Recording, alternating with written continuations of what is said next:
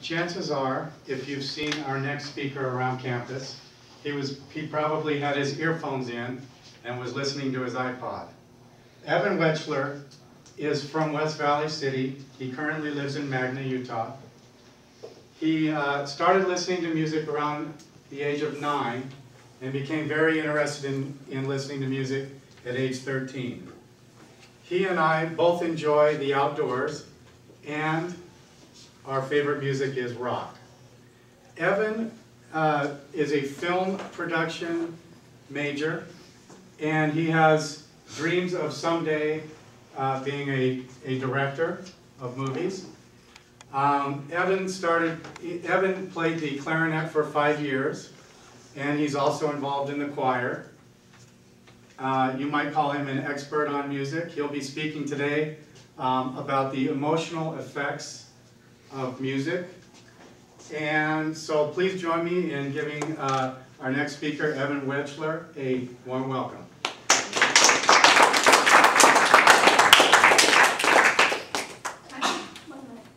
Excellent. I think you're the first to go right at 1 minute. And what did he have in common? They love music. And what did he give him credibility on his topic? Do we know his topic? Music. Okay. What did he give him credibility? There were several things. All right. Okay. Music and emotions. Can the two be tied together? Well, just think of your favorite song in your head right now. Imagine it. Think of the chorus. Whatever part gives you the most pumped up, most emotion. Now think of what emotion that gives you. Do you tap your toe? Do you drum on your steering wheel or desk? What do? Do you sway to the beat? Well, this emphasizes my point. There's emotion in music. How is emotion in music? Well, there are 3 things that I discovered in this. 1, ebb and flow, which is the constant fluctuations in music, the constant change of the tune or the words. Next is the lyrics. The song with good lyrics can bring into your mind good imagery of a song. That brings me to the next part, imagery. We can imagine, us doing something the artist is also trying to portray. I'm going to start off by playing a few songs and see what emotions you feel if you feel these 3 emotions as I play these songs. The first one. I start the fire.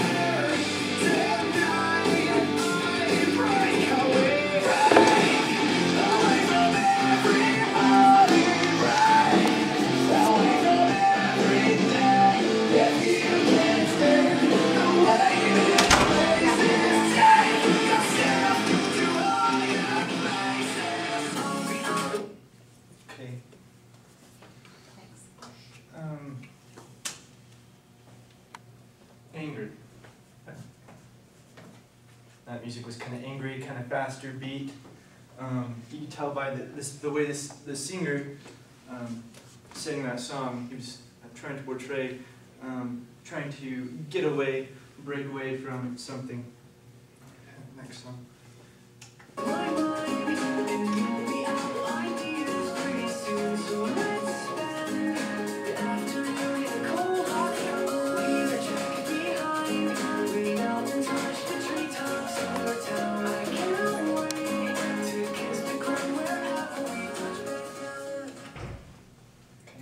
That one's a more happy, upbeat tune. Kind of gets your head bobbing, your toe tapping. Very much a more happy song. Lucky I'm in love with my best friend. Lucky to have been where I have been. Lucky to be coming home again. Lucky we're in love in every way. Lucky to have stayed where we have stayed. Lucky to be coming home someday. is very, very much more mellow than, of course, the first one.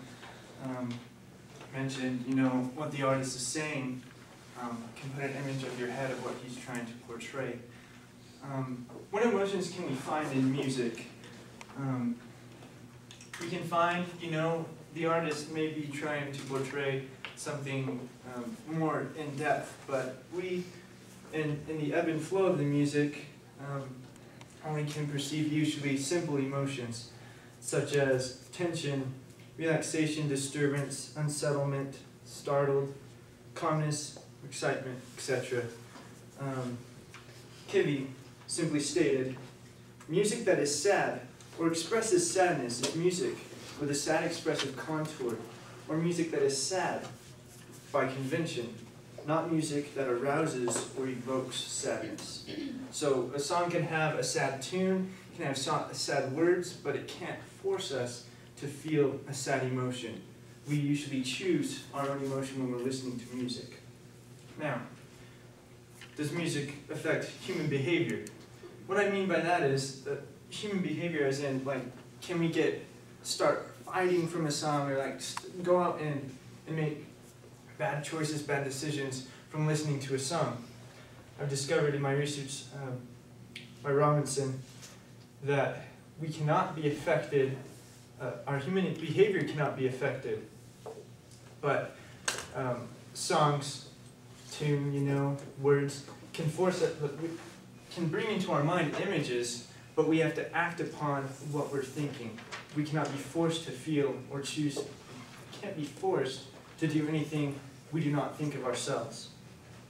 It can only affect primitive feelings, like I said, simple feelings, not complex emotions, such as unrequited passion.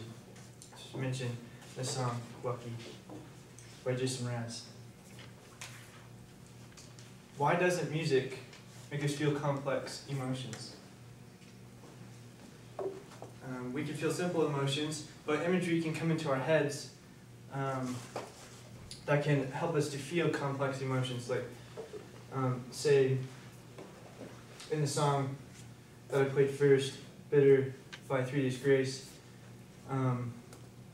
you think of like fighting or anything, you can then get into the writer's head of the song and start thinking and putting images in your head, and then you feel a more complex emotion, but the music will bring in a simpler emotion.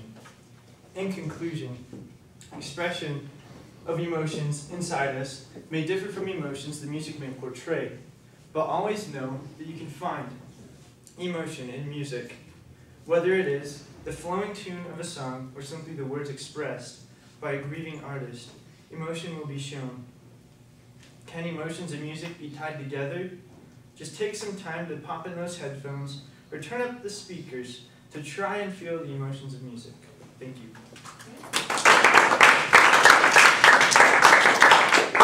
Time? 6 minutes. And what did you like? I really like the audio aids. They were like really tied into his speech really well. Good, I'm glad that he used those too. It would have been different if he just said, well, you know, some songs make you happy and sad, but to really hear them, and start experiencing them. Good. What else did you like?